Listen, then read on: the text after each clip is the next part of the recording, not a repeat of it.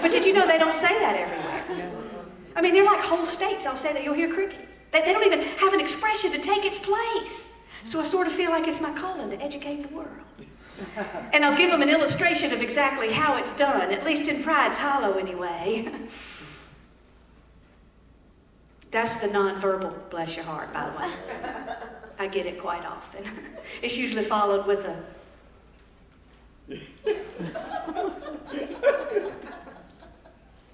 Is that Mildred Jenkins out yonder?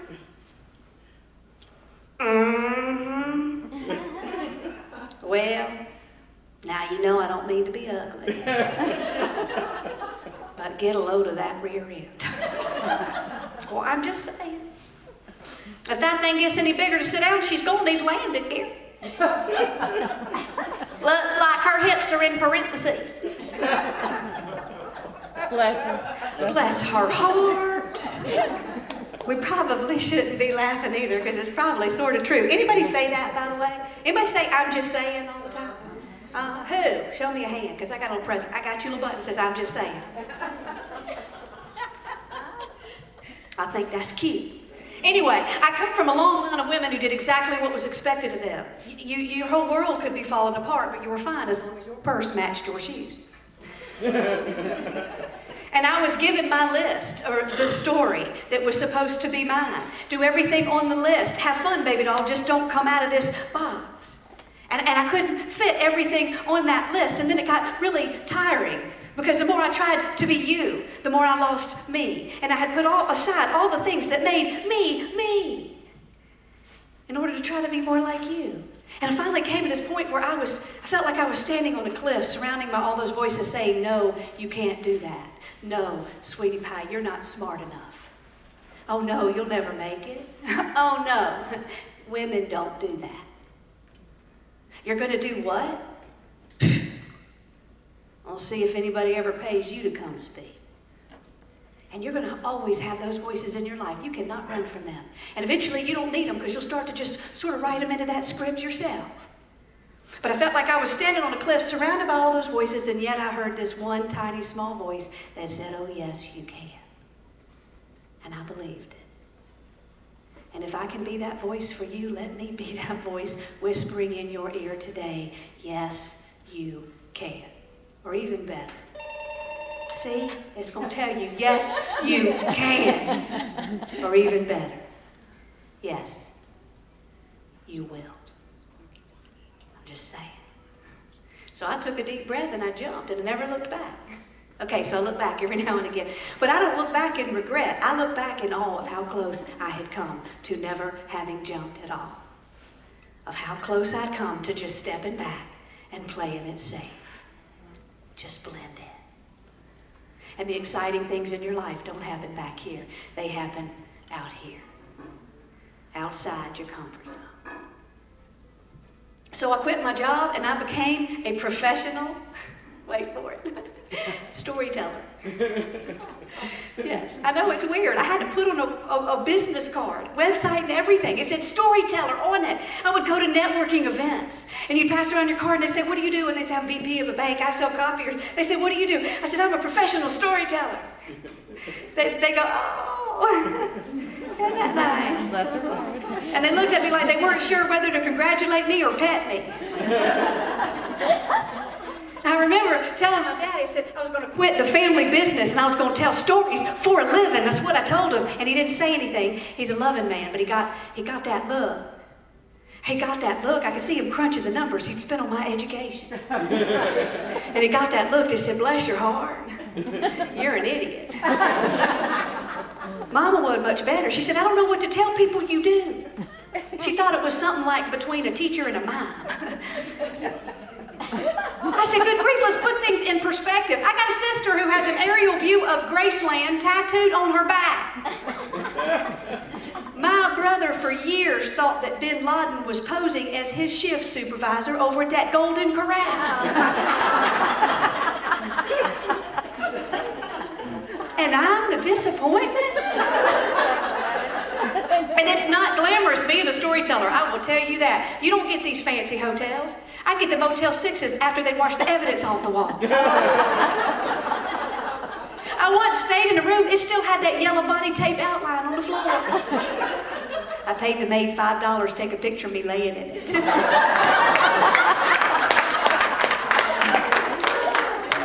I sent it home to Mama with a note saying, won't be home for Christmas. She didn't think it was very funny. But it makes sense that I would be a storyteller because I believe in the power of words. Words have great power, and we underestimate how much we can do with our words. Great things in history have been, are being, and will continue to be done by people who simply had nothing more than their words. Don't underestimate the words that you have and how you use them in your emails, on your website, in your brochures, in your conversations, in your face-to-face. All those many opportunities you have to tell your story. Words have power, and you don't need money for that. And I believe in the power of stories. I believe that the world has enough information right now. We're on information overload. They are craving authenticity. They are craving you to take off the face and to tell your story, and for you to listen to their story. Stories have great power. They impact, they influence. Sell the story of what your service means to me. Sell me the story. I love the behavior quadrants and the fire and the earth and the wind and all of that. And I see it, it's right, it's true, da-da-da-da. And I also believe that people are stories. Each one is individual and unique as a snowflake. And no two people have the same story. And I believe that if we somehow, yes, in business, can figure out a way to know our story, and yes, we have the power to write our own story. Same scenario, and two people can write an entirely different story. It's why the bricklayer thinks he's busting his hump for minimum wage, and the bricklayer beside him thinks he's building a cathedral. We have the power to write the story. We can't change the circumstances, but we can write the story of what we will do with those circumstances. I believe we have great power in our own story, and the story that we're going to write. You go into a networking event or to an elevator, and you have an opportunity to create the story of who you are right there. Fresh, clean slate. Our stories connect us. And so I believe that if somehow, as a businesswoman, I can find my story and sell the story of what I do and how that will tap into your story, of what your dreams are, because your story is different. The story of what you got the year you were 5 and what you didn't. The story of who raised you or who didn't. The story of what happened to you yesterday. The story of your loves and your losses, and the story of your dreams and of how much you love your children or your animals. The story of who you're going to be as soon as you walk out that door tomorrow. And I believe that if we listen, that every conversation, this is not new information, this is old information. I'm not even blinging it up. Listen first, hear their story. They will tell you their story, and then you talk. And then you find a way to make your story match their story. And when our stories intersect, when I can take my dreams and they can intersect with your dreams, and I can help take what I do to help your dreams come true, then that's where the magic happens. Sell the story. I'm just saying. Whenever I hit those potholes in the yellow brick road of life, there's always 4 things I try to do, and you're going to be probably very disappointed to hear how simple they are. And it's probably not going to be anything you haven't heard before, and if you feel the need to have it on paper, if you're one of those going, she didn't give me a handout. I wanted to fill in some lines. Nicole had a nice slick folder with little poster cards.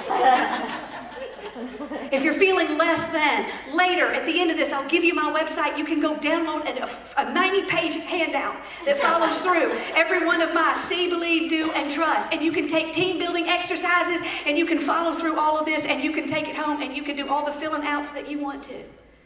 But just hear me today. When I hit the pothole, the first thing that I have to do is I have to see what it is that I want. We've been talking about this all day. Without a vision, the people will perish. You cannot reach it if you haven't defined what it is that you're going for, and not in nice, slick marketing talk, but in real talk that you can understand. I spoke to a group of hospitals. They said, we want to provide better customer service. That's where we're stuck. And I said, okay, well, what does that mean to you? Tell me the story. They said, it means we want to treat our customers like family. I said, that's great. Have you met my family? Does that mean we can't call you after 5 o'clock and don't remember the conversation? I said, tell me what that looks like. Define it. Because I bet if I asked everybody in the room, you'd all have a different definition. See what it is that you're trying to achieve. Come up with a plan. And again, you don't have to have it all out there. I like that. Just have that next step. See where it is you're stuck and what's blocking your path. And then the next thing I try to do is believe. And that's important because you can see where it is that you want to go, but if you don't believe it, you're not going to get there. I remember back when I was a teenager, I got it in my head that I wanted to dance. And this was a long time ago. This was back before students started dating their teachers. I was afraid to even ask to sharpen my pencil. I don't understand that. And our teachers, they weren't these hot little numbers like they are today. Our teachers were tired, old bitter people. You smelled like moss and cough drops. I remembered I wanted a members-only jacket. You remember the members-only jacket? So I wanted that. And I didn't want the Sears version that said, we all belong on it. I wanted it kind of said, members only. But did I get it? No. I get a windbreaker handed down to me by my Uncle Frank that he got arrested in. I wanted a Corvette with leopard print seat covers and a coconut air freshener. But did I get it? No. I got my Uncle Cooter's hand-me-down Dodge Dart. It smelled like feet. The bumper was hanging off. It was held on by duct tape. Had a sticker on it that said, start a movement, eat a prune.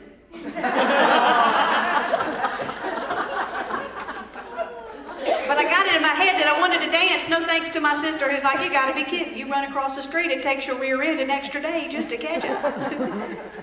I've always struggled with my size. I tried to put on a bikini a couple summers ago. Law, those days are over. Like ever had those days. Of course, now I'm wrapped up. Maybe next week I can get it. I'd show you, but I'm a little shy. Just some things ain't made for a person to see. But anyway, I remember I tried to put on a bikini. I couldn't even get my stomach tucked in all the way around it. It kept popping out like canned biscuits. I went into Victoria's Secret. I said, how come y'all don't have any plus sizes in here? She said, honey, when they get to your size, it ain't no secret.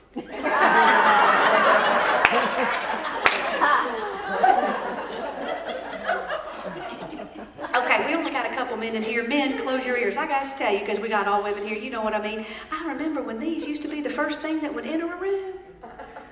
Oh, they're real. Because who's going to buy a set like this? Who's going to say, no, I don't want the Marilyn Monroe version. I'd like the kind like Kelly Swanson's that look like 2 tube socks with a handful of change hanging at the bottom.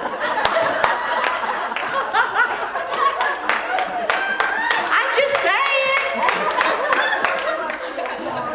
I mean, seriously, blast me. It's just coming out now, but we're all women. I'll just say it. Men, close your ears. They used to be the first thing that went in a room. They'd be like, hi, we're here. Now they're like, all right, we're coming already. Cut us some slack, we're dragging the ground. Of course we're mad. You try spending all night under your arms. You can forget about running. You remember what happened at the beach. Blackened both your eyes and took out a toddler. And you can forget a push-up bra, honey. You ain't pushing us up. You push us up, you ain't gonna be able to see to drive. You can forget Perky. You're lucky if we're both facing in the same direction. I just got added to 47 prayer chains.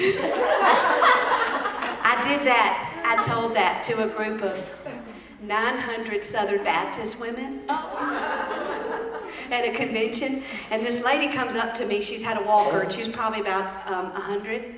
And she comes up, and she's got that look, you know, the same kind of look my pastor gives me when he walks past me in church. She's like, she comes up, and I'm still on the stage, and they moved on to a break, and I leaned down, and she was like, that boob bit you just did?